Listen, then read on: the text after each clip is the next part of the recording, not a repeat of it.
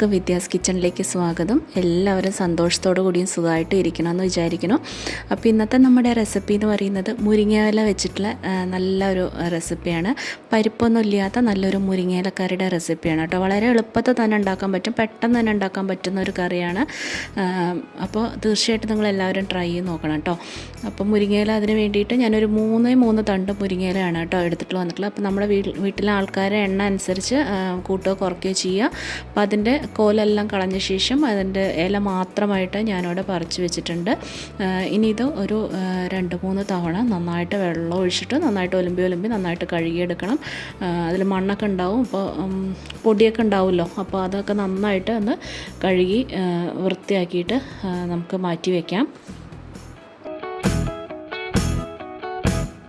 ഇനി ഇതിലേക്ക് വേണ്ടത് ഒരു 3/4 കപ്പ് മുതൽ 1 കപ്പോളം നാളികേരം ചിരകിയതാണ് കേട്ടോ ഞാനിവിടെ എടുത്ത് വെച്ചിട്ടുള്ളത്. അപ്പോൾ മുരിങ്ങയിലയുടെ ഇതനുസരിച്ച് അത് കൂടുതൽ മുരിങ്ങയില എടുത്തിട്ടുണ്ടെങ്കിൽ കുറച്ചും കൂടി കൂടുതൽ നാളികേരം ഇടേണ്ടി വരും. അത് നിങ്ങൾക്ക് എത്രയാണോ നിങ്ങൾ എടുക്കണമെന്ന് വെച്ചാൽ അതിനനുസരിച്ച് കൂട്ടിയും കുറച്ച് ഇട്ടോളൂ കേട്ടോ. പിന്നെ അതിലേക്ക് എരിവിന് വേണ്ടിയിട്ട് ഒരു 2 പച്ചമുളക് ചേർത്ത് കൊടുക്കുന്നുണ്ട്. അത് മിക്സഡ് ജാറിലേക്ക് നാളികേരം ഇട്ട് കൊടുത്ത ശേഷം 2 പച്ചമുളക് കൂടി അതിലേക്ക് ചേർത്ത് കൊടുക്കുക. പിന്നെ അതിലേക്ക് ഒരു 1/4 ടീസ്പൂണോളം ചെറിയ ജീരകം ചേർത്ത് കൊടുക്കുക. അതും കൂടി ചേർത്ത് കൊടുത്ത ശേഷം ഒരു 4-5 അല്ലി വെളുത്തുള്ളി ചേർത്ത് കൊടുക്കുക. പിന്നെ അതിലേക്കൊരു 1/4 ടീസ്പൂണോളം മഞ്ഞൾപ്പൊടി ചേർത്ത് കൊടുക്കുക. കുറച്ച് കറിവേപ്പിലയും കൂടി ചേർത്ത് കൊടുത്തിട്ട് നല്ല മയത്തിൽ തന്നെ ഇത് അരച്ചെടുക്കണം. നല്ല ഫൈൻ പേസ്റ്റായിട്ട് തന്നെയാണ് കേട്ടോ അരച്ചെടുക്കാനായിട്ട്. അപ്പോൾ ഞാനിവിടെ നല്ല മയത്തിലൂടെ അരച്ചെടുത്തിട്ടുണ്ട്. ആവശ്യത്തിന് വെള്ളം ഒഴിച്ചിട്ട് മയത്തിൽ അരച്ചെടുക്കുക. എന്നിട്ട് നമുക്കത് മാറ്റി വയ്ക്കാം. ഇനി ഞാനിവിടെ ഒരു മൺചട്ടി വെച്ചിട്ടുണ്ട്. അതിലേക്ക് കുറച്ച് വെളിച്ചെണ്ണ ഒഴിച്ചു കൊടുത്തിട്ടുണ്ട്. അതിലേക്ക് നമുക്ക് വെളിച്ചെണ്ണ ഒന്ന് ചൂടായി കഴിയുമ്പോൾ നമുക്കതിലേക്ക് കുറച്ച് കടുക് ഇട്ട് കൊടുക്കുക. കടുക് ഒന്ന് പൊട്ടിക്കഴിയുമ്പോൾ അതിലേക്ക് കുറച്ച് കറിവേപ്പില ഇട്ട് കൊടുക്കുക. കറിവേപ്പില ഒന്ന് ജസ്റ്റ് ഒന്ന് ഇതായി കഴിയുമ്പോൾ നമുക്കതിലേക്ക് ചെറിയ ഉള്ളി ചേർത്ത് കൊടുക്കുക. അപ്പോൾ ഈ ഒരു റെസിപ്പിക്ക് സവാള ചേർത്ത് കൊടുക്കരുത് കേട്ടോ, ചെറിയ ഉള്ളി തന്നെ ചേർത്ത് കൊടുക്കണം. ചെറിയ ഉള്ളി ചേർത്ത് കൊടുക്കുമ്പോഴാണ് നല്ലൊരു ടേസ്റ്റ് ഉണ്ടാവുക. ചെറിയ ഉള്ളി ജസ്റ്റ് ഒന്ന് ചെറുതായിട്ട് അരിഞ്ഞിട്ട് നമ്മളിതിലേക്ക് ചേർത്ത് കൊടുക്കണം കേട്ടോ. അപ്പോൾ അതും കൂടി ചേർത്ത് കൊടുത്തിട്ട് ഒന്ന് വഴറ്റിയെടുക്കുക. ഒത്തിരി കളറൊന്നും ചേഞ്ച് ആവണ്ട, നന്നായിട്ട് ആ പച്ചമണമൊക്കെ ഒന്ന് വിട്ടിട്ട് വഴറ്റിയെടുത്താൽ മാത്രം മതി കേട്ടോ. അപ്പോൾ ചെറിയ ഉള്ളിയൊക്കെ നന്നായിട്ട് സോഫ്റ്റ് ആയിട്ടുണ്ട്. ഇനി അതിലേക്ക് ഒരു 3-4 വറ്റൽമുളക് ചേർത്ത് കൊടുക്കുക.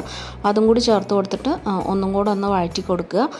വറ്റൽമുളക് ചിലപ്പോൾ ആദ്യമൊക്കെ ചേർത്ത് കഴിയുമ്പോൾ പെട്ടെന്ന് കരിഞ്ഞു പോകും കേട്ടോ. ചട്ടിയല്ലേ, മൺചട്ടി ആയതുകൊണ്ട് പെട്ടെന്ന് തന്നെ കരിഞ്ഞു പോകും. അതാണ് ഈ ഒരു സമയത്ത് നമ്മൾ ചേർത്ത് കൊടുക്കുന്നത്. ഒന്ന് സോഫ്റ്റായി, ഉള്ളിയൊക്കെ നന്നായിട്ട് സോഫ്റ്റായിട്ടുണ്ട്. ഇനി അതിലേക്ക് നമുക്ക് എടുത്തു വെച്ചിട്ടുണ്ടായിരുന്ന മുരിങ്ങയുടെ ഇല ചേർത്ത് കൊടുക്കുക. മുരിങ്ങയുടെ ഇല ചേർത്ത് കൊടുത്തിട്ട് ഒന്ന് കുറച്ച് നേരം മാത്രം ഒന്ന് വഴറ്റിയെടുക്കുക കേട്ടോ. ഒരുപാട് നേരം വഴറ്റിയെടുക്കണ്ട. കുറേ അങ്ങോട്ട് വഴറ്റിയെടുക്കുമ്പോൾ ചിലപ്പോൾ ഒരു കൈപ്രസമൊക്കെ വന്നു വരും. അപ്പോൾ ഒത്തിരി അങ്ങോട്ട് വഴറ്റിയെടുക്കണ്ട, ജസ്റ്റ് ഒന്ന് വഴറ്റിയാൽ കിട്ടിയാൽ മാത്രം മതി കേട്ടോ. ഒരു മിനിറ്റൊക്കെ ധാരാളം വഴറ്റിയാൽ മതി. ഒന്ന് ജസ്റ്റ് ഒന്ന് ചുങ്ങിയാൽ മാത്രം മതി.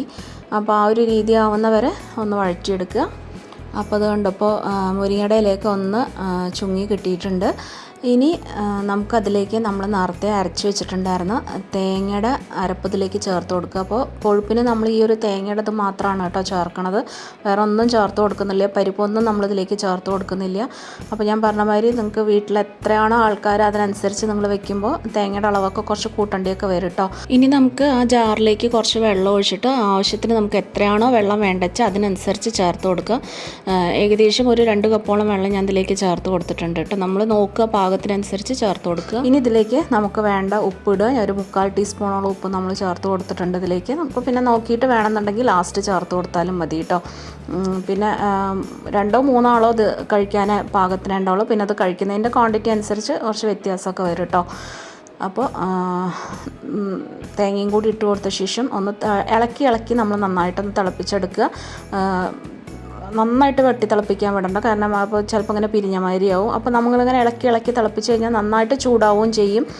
അതിങ്ങനെ പിരിഞ്ഞ പോലെ കിടക്കൂല കേട്ടോ. അപ്പോൾ നമുക്ക് ഓഫീസിലേക്കോ സ്കൂളിലേക്കോ കൊടുത്തു വിടുകയാണെങ്കിൽ പച്ചത്തേങ്ങയൊക്കെ ആകുമ്പോൾ പെട്ടെന്ന് കേട് വന്നു പോകുമല്ലോ. അപ്പോൾ അതിനാണ് നമ്മൾ ഇളക്കി നന്നായിട്ടൊന്ന് ചൂടാക്കി ഇങ്ങനെ ഇതുപോലെ തിളപ്പിച്ചെടുക്കണത്. അപ്പോൾ ഞാനിവിടെ നന്നായിട്ട് ഇളക്കി നന്നായിട്ടൊന്ന് തിളപ്പിച്ചെടുത്തിട്ടുണ്ട്. ഞാനിപ്പോൾ ഇവിടെ ഫ്ലെയിം ഓഫ് ചെയ്തിട്ടുണ്ട്. അപ്പോൾ ചട്ടി ആയതുകൊണ്ട് തന്നെ കുറച്ച് നേരം കൂടി ഇങ്ങനെ തിളച്ചുകൊണ്ടിരിക്കും. ചൂടൊന്ന് വിടുന്നവരെ തന്നെ തിളച്ചുകൊണ്ടിരിക്കും. അപ്പോൾ നമ്മുടെ എളുപ്പത്തിലുള്ള മുരിങ്ങയില കറി റെഡി ആയിട്ടുണ്ട്. പഴയ കാലത്തൊക്കെ ആൾക്കാർ ഉണ്ടാക്കുന്നതായിരിക്കും, കുറേ പേർക്കൊക്കെ അറിയാവുന്ന ഒരു റെസിപ്പി ആയിരിക്കും. അപ്പോൾ ഇതുവരെ ഇതുപോലെ ഉണ്ടാക്കി നോക്കാത്തവർ തീർച്ചയായിട്ടും ഒന്ന് ഉണ്ടാക്കി നോക്കൂ. ഇഷ്ടപ്പെടുകയാണെങ്കിൽ നിങ്ങൾക്ക് മറ്റുള്ളവർക്കായിട്ട് ഒന്ന് ഷെയർ ചെയ്ത് കൊടുക്കാനും സബ്സ്ക്രൈബ് ചെയ്ത് സപ്പോർട്ട് ചെയ്യാനും മറക്കരുത്. അപ്പം നമുക്ക് വീണ്ടും നല്ല നല്ല റെസിപ്പീസായിട്ട് വീണ്ടും കാണാം. Take care, by.